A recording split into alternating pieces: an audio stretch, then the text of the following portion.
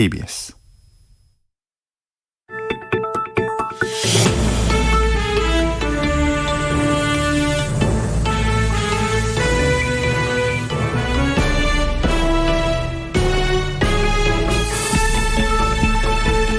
오늘 아침 일라디오 조금이라도 나아졌으면 하는 바람이 그 어느 때보다 간절한 때입니다.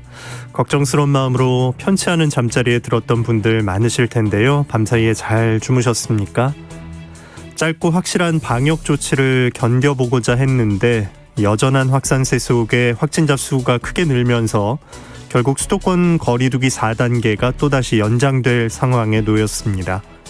오늘 정부가 4단계를 2주 더 적용하고 여기에 추가 조치를 더하는 거리두기안을 발표할 예정이라고 알려져 있는데요.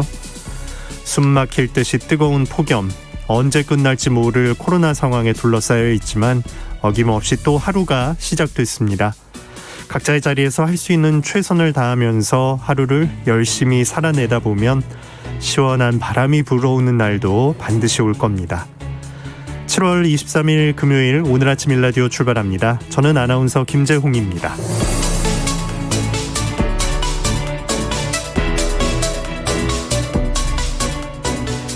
금요일 새농퀴 당첨자 발표가 있는 날입니다. 이번 주 정답과 선물 받으실 분들을 지금 바로 알려드립니다.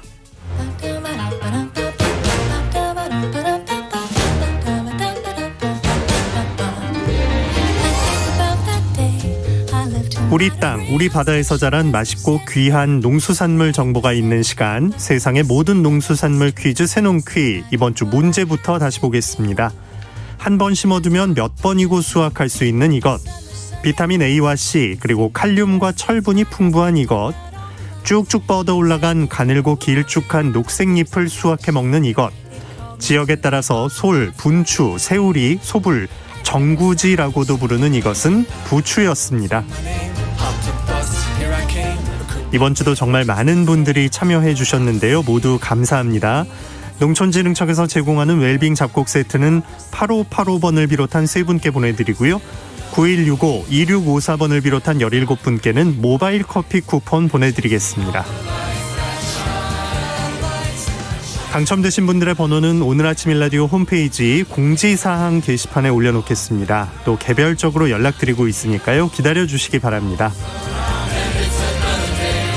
우리 농수산물에 대한 다양한 정보가 있는 시간, 세상의 모든 농수산물 퀴즈 새농퀴. 다음 주에도 풍성한 선물과 함께 돌아오겠습니다. 많이 참여해 주시기 바라고요. 우리 농수산물 더 많이 애용해 주시기 바랍니다.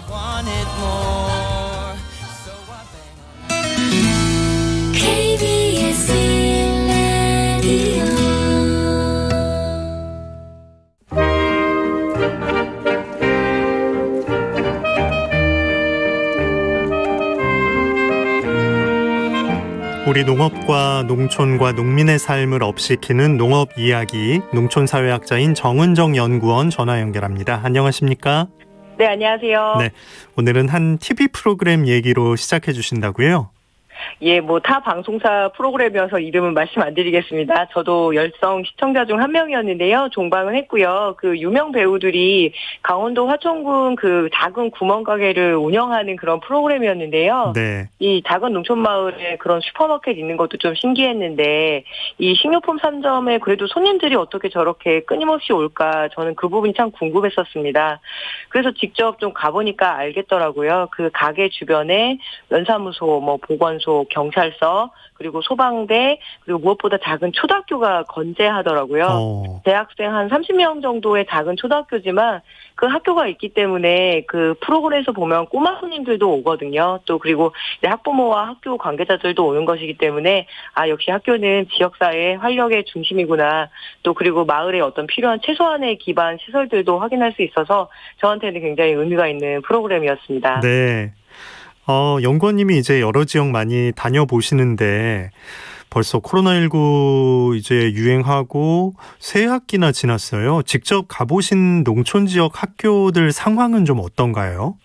예, 저는 경기도 대도시에서 학부모 노릇을 하고 있는데 참 고됩니다. 2021년 2학기에는 전면 등교를 하겠다는 교육부의 발표가 있어서 조금 희망을 걸긴 했었는데요. 지금 상황으로 봐서는 좀 확신할 수가 없고요. 그런데 농촌의 학교들은 그동안 계속 일상을 유지하고 있었습니다.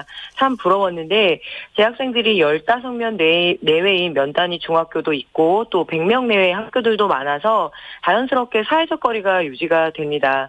혹자는 이것을 소멸 위험 지수라고도 이야기하지만 이런 팬데믹 상황에서 농촌 학교는 일상을 유지할 수 있었다는 점에서 매우 중요한 시사점을 주는데요. 학습 격차의 문제나 또 중요한 학교 급식 자체가 이루어지고 있다는 것만으로도 굉장히 중요합니다. 그래서 저 같은 이런 외부 강사의 특강도 충분한 거리를 유지할 수 있기 때문에 이렇게 예정대로 추진될 수 있었는데요. 네. 아무래도 이제 저도 학부모다 보니까 우리 집 아이들하고 비교를 하게 됩니다. 무엇보다 학창 시절이라는 것이 없겠구나 그런 안타까움이 굉장히 많이 들거든요. 뭐 소풍도 안 가고 체육대회도 안 하고 아무것도 안 하고 지금 집에서 온라인 수업을 많이 하고 있으니까요. 그래서 이런 연구자로서 이번 팬데믹 상황을 통해서 농촌을 재발견한 기회이기도 했습니다. 그렇네요. 위기 상황에서 이제 기회를 보게 되는 건데, 농촌 인구 감소세는 뚜렷한 게 사실이잖아요. 그 농촌 지역의 학생 수도 따라갈 것 같은데 어떤가요? 예, 앞서 코로나 상황에서 농촌 학교의 어떤 순기능을 말씀을 드렸지만 실제로 보자면 학교의 어떤 기본 유지와 운영이 어려울 만큼 인구수와 학령 인구의 감소로 벌어지는 문제가 굉장히 큽니다. 농촌 인구 감소와 더불어서 농촌 지역의 어린이 수를 보게 되면은 1980년에 약 1,600만 명이던 농촌 지역 인구가 2019년 기준으로 보게 되면 970만 명으로 줄어들었습니다. 1980년에 초등학생 인구가 전체 도시 지역에는 292만 명, 농촌 지역에는 258만 명이었는데요.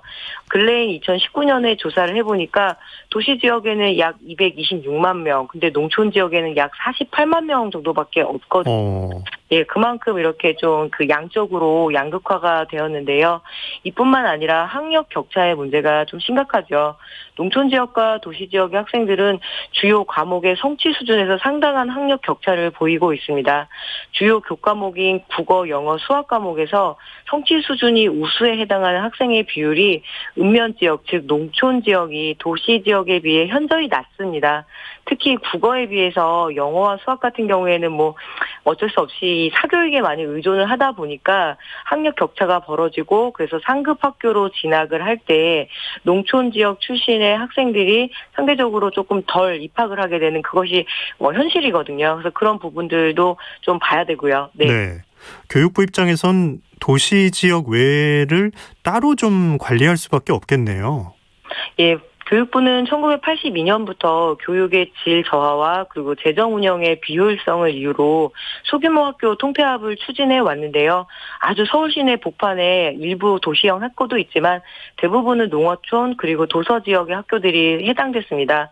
2009년부터 적정 규모 학교 육성이라는 이름의 정책으로 본교가 통폐합되거나 혹은 분교가 폐지되는 이런 그 일들을 해내면은 시도교육청에 오히려 지원금을 주는 정책이 있었습니다. 네. 그래서 한국교육개발연구원의 그 보고서를 보니까 1982년부터 2015년까지 이렇게 통폐합된 초등학교가 무려 5,053개 교에 달하고 이게 대부분이 좀 농어촌 지역에 집중이 돼 있는 거죠. 물론 이렇게 그 통폐합 정책뿐만 아니라 정부 차원에서 마을 교육 공동체나 그리고 학교 협동조합 운영이나 작은 학교 살리기 운동 등 이런 그 정책들도 병행되어 왔지만 기본적으로 이 통폐합 정책에 의지를 해왔고요. 그리고 이제 그 후속 여파가 지금에서야 더욱더 심각해지고 있고요. 네. 네. 처음에 그 학교 하나가 있는 게 얼마나 그 마을에 활력이 되는지를 얘기해 주셨는데 지역사회에 문제점들이 좀 생기겠네요. 예, 뭐 소규모 학교 통폐합 정책에는 지역 공동체 붕괴로 이어진다라는 것이 그 결론인데요. 2019년 농촌진흥청이 실시한 그 실태 조사에 따르면 학령기 자녀를 둔 40대 그 주민들에게 물어봤을 때 18.2%가 자녀 교육 때문에 농촌을 떠나고 싶다라고 이야기를 했습니다. 도시에 비해 농촌은 학원 같은 것들이 잘 없기 때문에 공교육 의존도가 굉장히 높습니다. 그래서 농촌 학교 교육의 어떤 그 질 저하의 문제는 정주 조건에 굉장히 큰 영향을 주거든요. 학령기의 부모는 3, 4, 50대 인구이기도 해서 지역사회의 가장 노동 생산성이 좋은 그 중요한 인구이기도 네. 합니다. 그래서 지역에 굉장히 큰 손실이고요. 그래서 이렇게 주민들은 어떤 삶의 질적 제고 수준에 있어서 가장 중요한 것을 교육으로 뽑기 때문에 어떤 농촌 정책을 수립하는 거에 있어서 이 교육의 문제, 특히 학교를 어떻게 지킬 것인가가 굉장히 중요합니다. 그리고 실체를 이렇게 보게 되면은 복식학급이라고 들어보셨죠? 학생들이 많이 없다 보니까 1, 3, 5학년, 2, 4, 6학년 이렇게 반을 구성하는 경우도 있고 또 중고등학교를 합쳐서 운영하는 곳도 있습니다. 그렇다 보니까 교사 입장에서는 중학교 1, 2, 3학년부터 고등학생까지 가르쳐야 되다 보니까 수업 준비의 양이 어마어마하고 또 이렇게 사람이 없다 보니까 학교의 행정 업무나 기타의 어떤 업무의 강도가 굉장히 이렇게 증가를 합니다. 야, 학생 수 적은 게 편한 게 아니군요, 결코. 그럼요. 네. 순회 교사라고 있습니다. 그러니까 보건교사 같은 경우에는 이 학교에 머물지 않고 몇 학교를 계속 돌아다니는 시스템이거든요. 네. 근데 이런 보건교사가 학교에 없다라고 한다라면 어떤 안전사고나 이런 부재 시에 벌어지는 문제에 효율적으로 대응하지 못하기 때문에 이 순회교사의 문제도 사실은 심각합니다. 예. 네.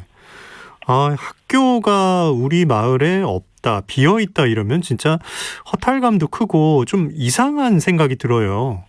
네, 농어촌 마을에서 학교는 상징적입니다. 왜냐하면 그 학교의 졸업생이 또 부모이기도 하거든요. 네네. 그러니까 우리 부모님이 동문이기도 하고 선배님이기도 하고 그래서 이 지역의 어떤 정신적이고 문화적인 공간이라는 점에서 이런 좀 통폐합 정책 같은 것들은 재고를 해야 된다는 것들이 교육과 농업계 전문가들의 지적입니다. 예. 그 농어촌 학교만의 가치란 것도 또 분명히 있을 거잖아요. 예, 몇 가지 좀 좋은 사례를 소개시켜드리고 싶은데요. 전북 순창의 풍산초등학교라고 30명 정도의 재학생이 있는 아주 작은 초등학교입니다. 근데 여기 있는 그 학부모회, 도시에서 학부모회라면 입시 설명회를 듣는다던가 이런 이미지인데 여기 학부모회에는 목요일마다 어린이들에게 책을 읽어주는 그런 학부모회거든요. 예, 그래서 근데 문제는 뭐냐면 학생들이 줄어들다 보니까 부모님들도 줄어들잖아요. 그래도 아이들을 졸업을 시켜도 이 책 읽어주는 학부모회만큼은 계속 유지가 되고 있고요. 또 그렇게 모여서 주민들과 지역의 문제도 의논을 하고 또 지역의 특산물인 감리차를 직접 만들어서 어린이들 급식에 이렇게 음용수로 제공을 하는 이런 다양한 노력들이 있기 때문에 학교를 중심으로 해서 지역사회의 어떤 구심점이 되는 좋은 사례입니다. 그래서 이렇게 보게 되면 또 농촌 학교가 갖는 가장 특장점이기도 하고요. 네. 그래서 이제 몇몇 곳은 이런 가치를 좀 살려나가기 위한 대책을 마련하고 있는데 그 유학 프로그램 실시한 곳이 있었죠? 네, 이제 시골 할머니 댁에 갈 거야 이런 말을 하기가 굉장히 어려운 시대입니다. 학생들의 부모 세대도 도시 출신들이 대부분이거든요. 이에 서울시 교육청은 2020년 12월 7일부터 해서 그 전남도 교육청과 업무 협약을 맺었습니다. 그래서 농촌으로 유학을 가는 거죠. 서울 학생들이 농촌 학교에 가서 어떤 계절의 변화나 그리고 제철 먹거리를 먹고 또 관계 맺기 등을 통해서 이런 어떤 생태 친화적 농촌 환경을 경험하고 감수성을 기르는 그런 협력하는 그 프로그램이 있습니다. 2021년도 1학기에 보게 되면 81명의 서울 학생들이 전남의 10개 학교로 전학을 갔습니다. 근데 이 중에서 6개월 프로그램이었는데 나 더 연장하겠다라고 하는 그 의사를 밝힌 학생들이 55명에 이르거든요. 그래서 그만큼 좀 호응이 좋았고요. 그리고 중요한 거는 거주 유형을 보게 되면 이 학생들 중에 41명이 가족 체류형, 즉 아이만 보내는 것이 아니라 부모와 가족도 함께 갔기 때문에 그러면 지역사회에서도 이제 거주하는 젊은 주민들이 늘어났다는 거여서 좀 긍정적인 신호로 읽어도 될 것 같습니다. 네. 좋은 사례를 들어봤는데 학교와 지역사회가 이렇게 머리를 좀 맞대고 고민을 해야 할 것 같은데 추가로 또 어떤 방안들이 가능할까요? 예, 긍정적인 효과만 있는 것은 아닙니다. 아무래도 도시지역 아이들과 농촌지역 아이들의 이질감이 있고요. 그리고 짧게 왔다가 그냥 떠나버리게 되는 경우에는 장소를 그냥 소비하는 거 아니냐 이런 이야기들도 나오는 것이 실태입니다. 그리고 이제 아이들만 보내는 1인 유학의 경우에는 지역사회와 융합이 굉장히 어려워서 이 부분에 대해서도 좀 장기적으로 고민을 해야 될 거고요. 그래서 농촌 학교의 어떤 자원을 복합화하고 또 지역사회를 개방하고 그리고 이제 그 도시와의 어떤 연결성, 특히 이 학부모들을 중심으로 해서 중요한 인자거든요. 내 아이가 이렇게 가 있기 때문에 그 지역사회에서 벌어지는 문제에 관심을 갖고 그렇게 해서 도농교류들은 자연스럽게 이루어지는 거죠.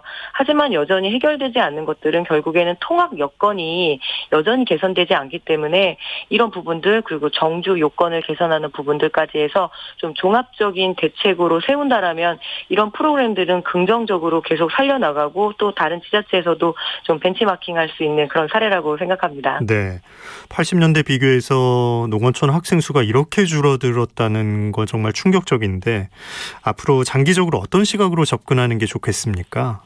예, 앞서 말씀드렸듯이 그 예능 프로그램을 떠올려 보면요. 아무리 유명 연예인이 오고 갔더라도 그 결국 주민들의 삶이 유지가 돼야 되는 거죠.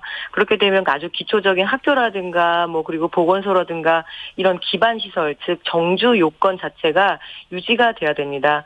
농촌 사람들이 행복해야지 또 도시에서 오는 도시 사람들도 함께 행복하기 때문에 이 정주 요건 개선들 어차피 소멸되고 말 텐데 뭘 다시 투자를 해 이런 관점이 아니라 농촌을 지키기 위한 가장 기초적인 투자이고요. 이런 부분에서 농업 정책들도 추진해 나가야 될 것 같습니다. 네, 오늘 농업 이야기 농촌사회학자 정은정 연구원과 함께했습니다. 고맙습니다.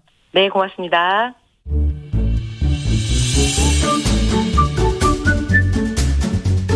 아침을 여는 기분 좋은 습관. KBS 오늘 아침 1라디오.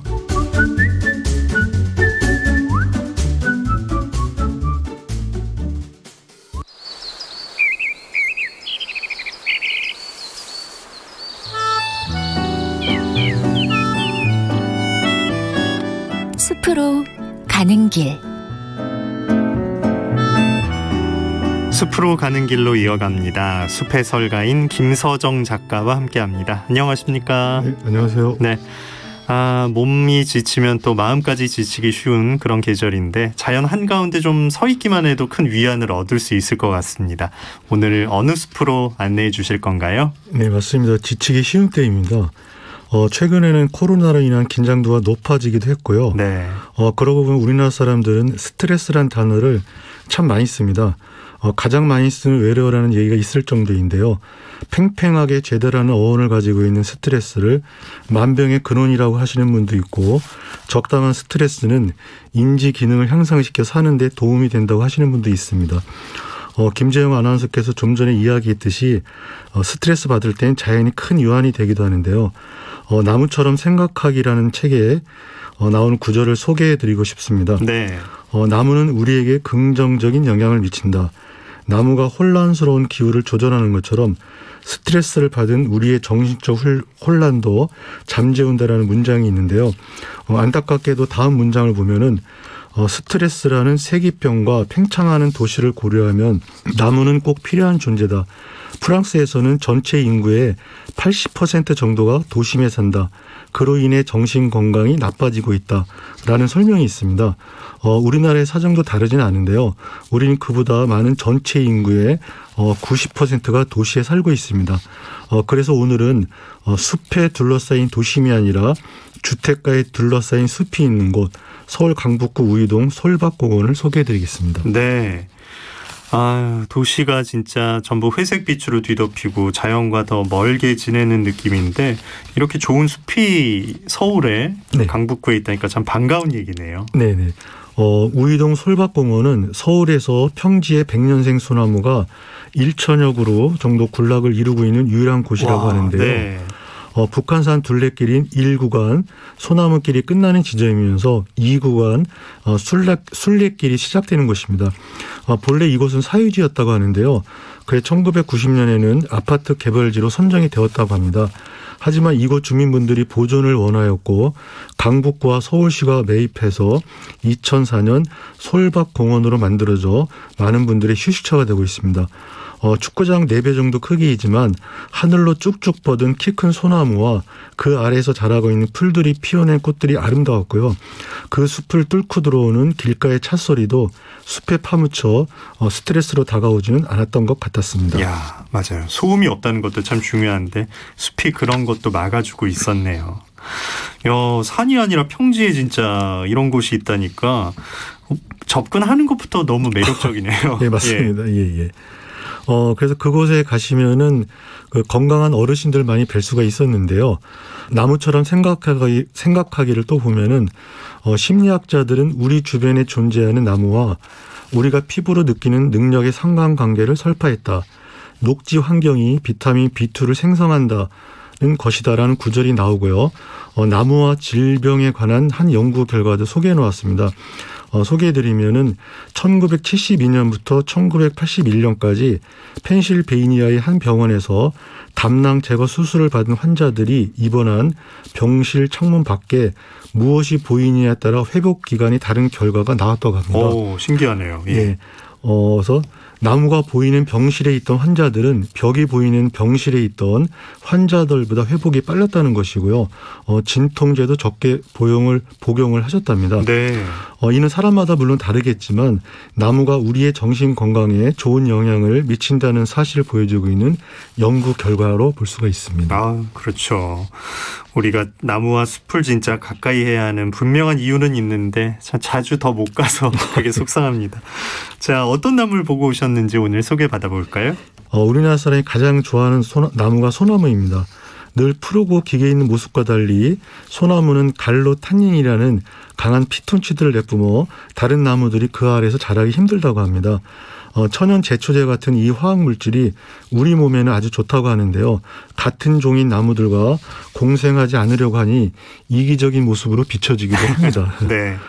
그래 대개 소나무 군락지를 가서 보시게 되면은 아래에는 솔잎만 가득 쌓여 있는 경우가 많은데요.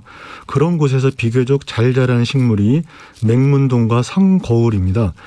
소나무가 있는 땅은 척박한 산성 토양이고 아래 햇빛도 적게 들어오고 물에 대한 경쟁도 치열한데요. 맹문동은 그늘에서도 잘 자라는 초본이라서 조경을 할 때 많이 심는다고 합니다. 그래서 솔밭공원 소나무 아래를 보니까 맹문동을 비롯해서 원추리, 비비추, 옥자마 등이 많이 심어져 있었고요. 제가 갔을 때 활짝 핀 원추리를 보아서 오늘은 원추리를 소개해드리겠습니다. 네. 소나무가 뿜어내는 피톤치드가 갈루탄닌이라는 거고, 하긴 진짜 소나무 아래는 그 떨어진 솔잎이랑 솔방울만 있었던 것 같은데 그 환경을 극복한 식물들이 또 있군요.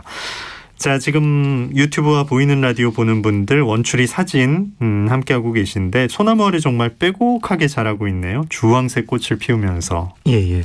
그래서 맹문동, 원추리, 비비추, 옥자마는 모두 우리말로 나리라고 하는 백합과 초본입니다. 예. 소나무 아래에서도 이런 식물이 자랄 수 있는 것은 소나무의 피톤치드 영향을 덜 받는 것도 있겠지만은 아마 공원에서 솔잎을 이렇게 자주 제거하는 등 관리를 하고 있기 때문일지도 모릅니다. 네. 우리나라, 중국, 일본 등에 분포하는 원추리는 백합과 여러 해살이 풀이지만 구근, 그러니까 땅속의 알뿌리가 100개의 비늘 조각으로 이루어져 백합이라 불리는 백합과 식물과는 달리 원추리는 구근이 아니며 고구마처럼 원뿔 모양으로 굵어지는 덩이뿌리입니다. 이 원추리 속명이 헤메로칼리스인데요. 하루를 뜻하는 헤메로와 아름다움을 의미하는 칼리스의 합성으로 하루 동안의 아름다움이라는 뜻을 가지고 있습니다. 이는 한 개의 꽃대에 여러 개의 꽃이 달려 날마다 순차적으로 피는 모습을 보고 붙인 이름이기 때문인데요. 네. 그러니까 우리가 보는 원추리꽃은 무궁화처럼 어제 그 꽃이 아니라 아침에 새로 핀 꽃을 보게 되는 것입니다. 그래서 영어 이름도 데이릴리인데요. 이 과정이 대략 한 달 정도 진행이 된다고 합니다. 한 달에 걸쳐서 계속 새로운 꽃이 피어나는 거군요. 네. 야, 이 여름이니까 진짜 주황색 원추리꽃 같은 원색 꽃들이 눈에 잘 들어오는 것 같은데 그런데 이 원추리, 참나리 꽃들이 다 좀 비슷비슷하다고 하는데 어떻게 구별을 할 수 있습니까? 예. 그래서 여름에 아름답게 피는 꽃들 가운데 원추리, 비비추, 참나리 등이 있는데요. 먼저 원추리는 잎이 얇고 길쭉한데 밑에서 두 줄로 마주 나오고요. 비비추는 잎이 두껍고 넓은데 모두 뿌리에서 돋아나 비스듬히 퍼집니다. 그다음에 참나리는 잎이 뾰족하고 어긋나는데 잎 겨드랑이에 주화 혹은 구슬눈으로 불리는 검은 콩 같은 씨가 붙어 있는 걸로 구분을 할 수가 있습니다. 네. 원추리꽃은 길이가 10에서 13cm로 꽃대 축에 6에서 8송이씩 어긋나게 모여서 피어나고요. 비비추는 연한 자줏빛으로 꽃대 한쪽 방향으로 피어나고요. 참나리는 꽃잎에 흑자색 반점이 있는 것이 특징입니다. 저도 말로 하려니까 쉽지는 않은데요. 예, 더운 날 백합과 꽃들을 보고 있으면 아주 기분이 좋아지는데요. 특히 원추리는 망우초라는 이름도 가지고 있습니다. 이 어원은 원추리 중국 이름이 헌초라고 합니다. 이 뜻도 역시 근심을 잊게 하는 풀이라고 하는데요. 헌초에서 원초, 원초에서 원추, 원추리가 되었다는 원추리. 이 원추리는 뿌리, 잎, 꽃 그 어느 것도 버릴 것 없이 우리가 식용하는 식물이었기 때문이기도 하고요.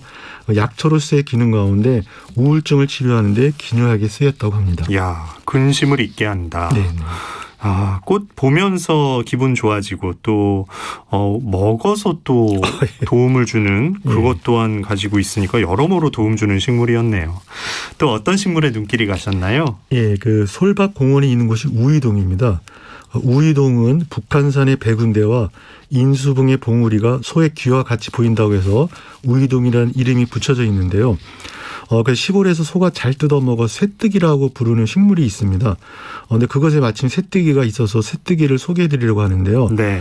일부러 누가 심지 않아도 가장 번식력이 강한 잡초도 저마다 이름을 갖고 있는데 관심 부족인지 모습이 비슷비슷해서인지 이름을 알기 어려운 잡초에도 눈길을 주어봤습니다. 네. 소가 좋아하는 쇠뜨기. 자, 잡초라고 그냥 피어있는 풀이라고 생각을 하는데 어떤 사람들은 이걸 이제 아직 가치를 인정받지 못한 풀이다 이렇게 또 칭하기도 하더라고요. 예, 맞습니다. 그래서 잡초에 대한 정의를 국어사전을 한번 찾아봤는데요. 가꾸지 않아도 저절로 나서 자라는 여러 가지 풀, 농작물 따위의 다른 식물이 자라는데 해가 되기도 한다.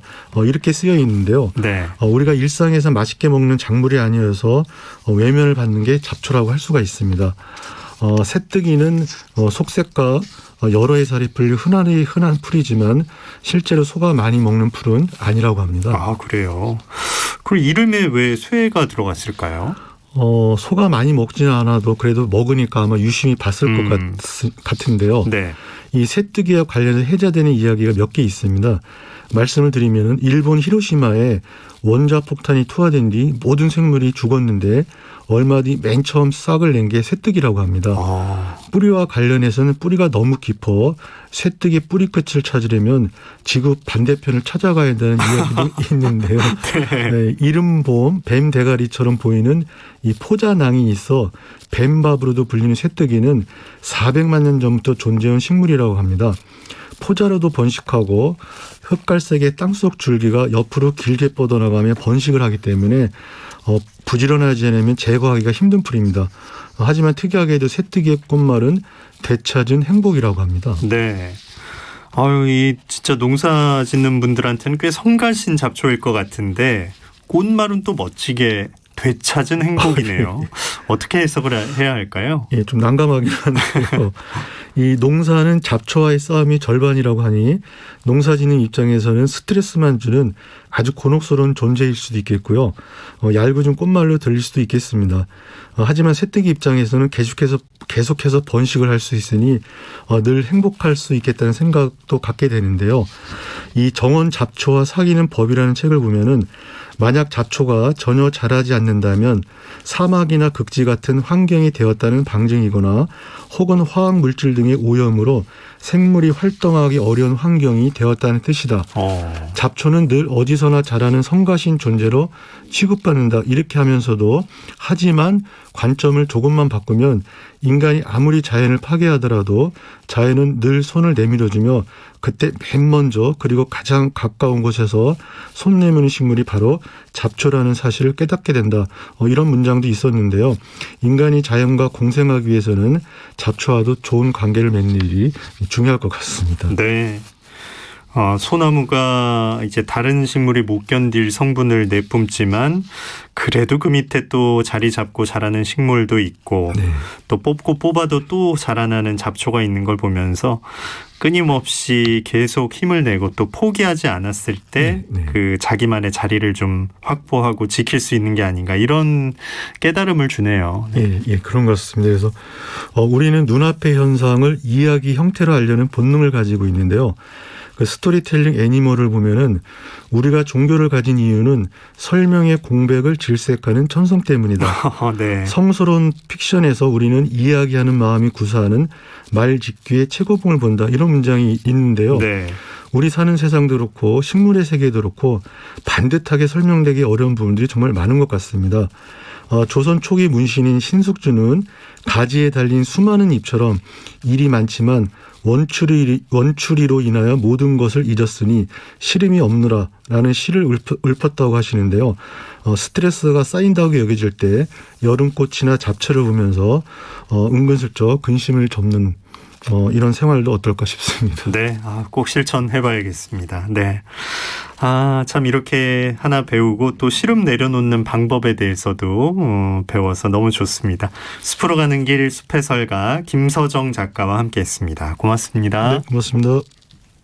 오늘 날씨 알아보겠습니다. 전국에 폭염경보, 폭염주의보가 내려져 있는 가운데 낮에는 폭염, 밤에는 열대야가 기승을 부리고 있습니다. 오늘도 서울의 낮 최고 기온 36도까지 올라가겠고요. 춘천 37도, 광주 36도, 대전 35도, 대구 34도까지 오르겠습니다. 내일은 서울 기온이 오늘보다 조금 더 높은 37도까지 올라가겠고 모레는 36도가 예상되는 등 당분간 낮에는 폭염, 밤에는 열대야가 이어질 것으로 예상됩니다. 폭염특보 상황에서는 이 밖에서는 그늘이나 무더위 쉼터를 찾아서 휴식을 충분하게 좀 취해 주시고요. 목이 마르지 않아도 물을 자주 드시는 게 중요합니다. 무더위 시간대인 오후 2시에서 5시 사이에는 건설 현장 같은 경우에는 작업을 좀 자제해 주시고요. 농어촌 지역에서도 논밭 작업 등을 자제하시는 편이 좋겠습니다. 오늘 아침 일라디오 듣고 계십니다. 지금 시각 6시 45분입니다.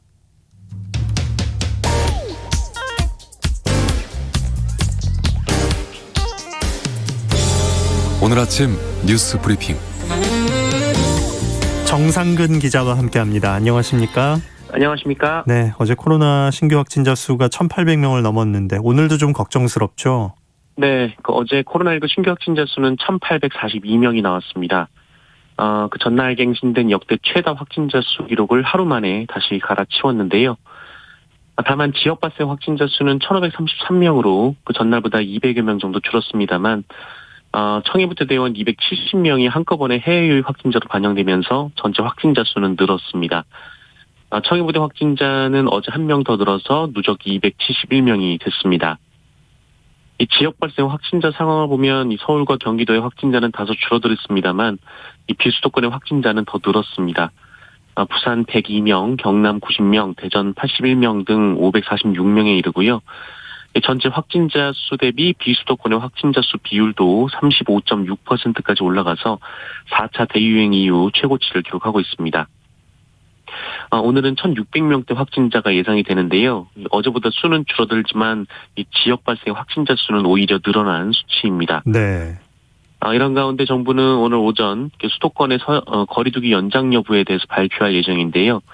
현재 4단계를 유지하면서 일부 방역 수칙을 추가할 것으로 전망이 되고 있습니다. 정부는 비수도권 등 일괄적으로 3단계로 격상하는 방안도 고민 중인 것으로 전해졌습니다. 네. 자, 이재명 경기도지사가 기본소득을 다시 한번 대선 공약으로 내세웠어요. 네, 더불어민주당 이재명 경기도지사는 어제 차기 정부 임기 내에 전 국민에게 연 100만 원씩 기본소득을 지급하겠다라고 공약했습니다. 이재명 지사는 기본소득의 최종 목표는 월 50만 원이지만 재원 형평상 임기 내 목표에 도달할 수 없다라고 밝히기도 했습니다. 이재명 지사는 1인당 연 100만 원 이상을 소멸성 지역 화폐로 지급할 것이다라면서 2023년부터 25만 원씩 한 번 지급을 하고 임기 내에 이 횟수를 최소 4번으로 늘리겠다라고 설명했습니다. 또한 20대 청년 약 700만 명에게는 보편 기본소득 외에 연 100만 원을 추가로 지급하겠다라고 밝히기도 했습니다. 이 재원은 세수 자연 증가분과 재정구조 개혁, 예산 절감 및 우선순위 조정, 세원 관리 강화와 함께 증세도 언급했는데요. 네. 이 부동산 불로소득 차단을 위해 국토보유세를 부과하고 기후위기 극복을 위해 기업들에게 탄소세를 부과해서 기본소득 재원으로 삼겠다라고 밝혔습니다. 네. 국민의힘 이준석 대표는 윤석열 전 검찰총장의 입당을 재차 촉구했다고요? 네, 이준석 국민의힘 대표가 윤석열 전 검찰총장의 지지율 추이에 대해서 위험하다며 입당을 촉구했습니다. 이준석 대표는 어제 아침 라디오 방송에 출연해서 윤석열 총장이 당 밖에 머무르는 시간이 길어지고 있음에도 이 보수 지지층이 이를 양해했던 건 중도 확장성이 있기 때문이다라면서 그런데 최근 대구에서 대구 정서에 부합하는 발언을 했다라고 말했습니다. 대구 정서에 부합하는 발언이란 이 박근혜 전 대통령에 대한 수사에 대한 이 사과를 의미합니다. 이준석 대표는 또 윤석열 전 총장이 안철수 대표가 과거 정치에 미숙했을 때 했던 그런 판단과 비슷한 판단을 한다라면서 여의도 정치에 숙달된 분들과 거리가 있는 분들이 여의도 아닌 곳에 캠프를 차리려고 하는데 그런 모델은 대부분 성과가 안 좋다고 말하기도 했습니다. 네. 자, 우리 외교부 장관이 미 국무부 부장관을 만났군요. 네, 이 웬디 셔먼 미국 국무부 부장관이 한미일 외교 차관 협의회를 마치고 한국에 왔습니다. 이에 정의용 외교부 장관과 어제 오전에 만났는데요. 외교부는 두 사람이 회담을 통해서 한미 정상회담 당시 양국 정상이 확인한 한반도의 완전한 비핵화 그리고 항구적 평화 정착 목표를 재확인했다면서 이러한 목표를 달성하기 위해 외교와 대화가 필수적이라는 데 공감하며 북한을 대화의 장으로 견인하기 위해 한미 간 각급에서 긴밀한 공조를 계속해 나가기로 했다고 밝혔습니다. 셔먼 부장관은 이후 문재인 대통령을 예방하기도 했습니다. 네. 자, 부동산 값을 올리려는 불법 행위들이 적발됐죠. 네, 아파트 호가를 높이기 위해 신고가에 거래됐다라고 허위로 신고했다가 해제하는 이른바 자전거래가 적발이 됐습니다. 이 행위로 인해서 해당 아파트 가격이 최고 50% 이상이나 치솟았다라고 하는데요. 국토교통부는 지난해 2월 21일부터 1년간 이 투기과열지구와 이 조정 대상 지역 등 이 규제 지역에서 이뤄진 아파트 신고가 거래 중 이 특정인이 2회 이상 거래에 참여했다가 해제한 821건의 거래를 대상으로 조사를 한 결과 총 12건의 자전거래를 적발했다고 밝혔습니다. 거래가 이런 식으로 이루어졌는데요. 한 공인중개사는 작년 6월부터 시세 2억 4천만 원인 처제의 아파트를 자신의 딸과 아들 명의로 차례로 3억 1,500만 원, 3억 5천만 원의 이 신고가로 매수를 했습니다. 이렇게 호가를 높이고 결국 이 아파트는 작년 12월에 3억 5천만 원에 팔렸습니다. 국토부는 자전거래의 사례가 일어난 지역과 단지는 공개하지 않았습니다만 이런 식의 자전거래는 해당 거래뿐 아니라 단지 전체의 가격을 왜곡하는 폐해를 가져온다고 경고했습니다. 네. 전남 지역의 폭우 피해가 컸었는데 특별 재난 지역으로 선포됐어요. 네, 문재인 대통령은 어제 최근 기록적인 폭우로 심각한 피해를 입은 전남 지역 3개 군 및 4개 은면에 특별 재난 지역을 선포를 제가했습니다. 특별재난지역으로 선포된 곳은 전남 장흥군, 강진군, 해남군 이렇게 3개 군이 있고요. 그리고 전남 완도군, 진도군의 이 진도읍, 군내면, 고군면, 지산면 등 4개 읍면입니다. 문재인 대통령은 최근 폭염이 본격적으로 시작된 가운데 지난 호우로 피해를 입은 주민들이 무더위 속에서 일상생활로 복귀하는 데 어려움이 없도록 각별히 신경을 써달라고 당부했다고 청와대 박경미 대변인이 전했습니다. 특별재난지역으로 선포된 지역은 피해시설 복구비 중 지방비의 부담분 일부를 국가에서 추가로 지원하게 됩니다. 또한 주택피해, 생계수단 피해를 입은 해당 지역 주민들에게는 재난지원금과 함께 이 전기요금 감면을 비롯해 각종 공공요금 감면 혜택이 주어집니다. 네. 딸을 굶기고 또 학대한 임년수심의 부모에게 징역 30년이 선고됐어요. 네, 넉 달 전 인천의 한 주택에서 숨진 채 발견된 8살 아이는 그 온몸에 심한 멍자국이 있었고요. 몸무게가 8살임에도 불구하고 13kg에 불과했습니다. 부검의가 살이 없이 뼈대만 있고 위와 창자에 내용물이 없다라고 기록했을 정도였는데요. 숨진 아이의 친어머니와 계부는 딸을 3년 동안 수시로 주먹과 옷걸이로 수십 차례 때린 것으로 전해졌습니다. 여기에 지난해 8월부터는 아예 굶기다시피 했다고 하는데 1심 법원은 이들 부부에게 아동학대와 살인죄를 모두 유죄로 인정해서 각각 징역 30년을 선고했습니다. 재판부는 8살 아이의 신체적 고통이 극심했을 뿐 아니라 부모로부터 사랑받지 못하는 고립감과 공포를 상상할 수조차 없다라고 질타했습니다. 이 부부는 아이를 숨지게 할 고의가 없었다고 주장했습니다만 재판부는 3년간 이어진 학대 강도를 볼 때 사망을 충분히 예상할 수 있었다고 일축했습니다. 네. 자, 도쿄올림픽이 오늘 개막하는데 개막식 연출할 담당자가 사퇴했다고요? 네, 오늘 개막식이 열리는 도쿄올림픽을 둘러싼 논란이 끊이지 않고 있습니다. 이 개회식 음악 감독에 이어서 연출 담당자도 사퇴를 했는데요. 이 개폐막식 쇼 디렉터인 고바야시 겐타로는 과거 꽁트에서 유태인 대량 참살 놀이를 하자라는 말을 해서 논란이 됐습니다. 미국의 근거지를 둔 유대계 국제인권단체가 비난 성명을 발표하면서 논란이 됐는데요. 이 인물이 도쿄올림픽에 관여하는 것은 학살된 600만 명 유태인들의 기억에 대한 모욕이다라고 격분한 바 있습니다. 하시모토 세이코 도쿄올림픽 조직위 회장은 개막식을 목전에 두고 이런 사태가 발생해 심려를 끼친 점 사과한다라면서 개회식 운영에 대해서는 조속히 결론을 내겠다고 말했습니다. 이로써 학폭 논란으로 사퇴한 오야마다 게이고 음악감독 그리고 여성 연예인의 외모를 비하하다가 사퇴한 사사키 히로시 총괄 책임에 이어서 세 번째 행사 핵심 관계자가 사퇴한 상황입니다. 게다가 각국 정상들도 도쿄올림픽에 불참하기로 하고 심지어 이 도쿄올림픽 유치에 공을 들인 아베 신조 일본 총리도 참석하지 않는다고 해서 논란이 이어지고 있습니다. 네. 우리 축구대표팀은 뉴질랜드에게 발목을 잡혔죠? 네, 올림픽 축구대표팀이 최약지로 꼽혔던 뉴질랜드와의 1차전에서 0대1로 패배했습니다. 올림픽 대표팀은 초반부터 점유율을 높이면서 뉴질랜드를 몰아붙였는데요. 이 마무리가 좋지 않았습니다. 김학범 감독은 전반에 골이 터지지 않자 이동준 선수 등을 한꺼번에 교체해서 승부수를 띄웠습니다만 오히려 후반 25분에 통안의 결승골을 내줬고요. 올림픽팀은 막판까지 맹추격에 나섰지만 체력이 떨어지면서 결실을 맺지 못한 채 1대0으로 졌습니다. 대표팀은 오늘 25일 루마니아와 2차전을 치를 예정입니다. 네. 뉴스브리핑 정상근 기자 고맙습니다. 고맙습니다. 자, 가윤하님께서 아침에 오늘 아침 일라디오 듣고 보는 것도 피톤치드 바쁘고 복잡한 일상 속 방송을 통해 상쾌하고 건강한 경험 전해봤습니다 라고 보내주셨습니다. 감사합니다. 자, 오늘 아침 일라디오 금요일 순서였습니다. 오늘 건강한 하루 보내시기 바랍니다. 아나운서 김재홍이었습니다. 고맙습니다.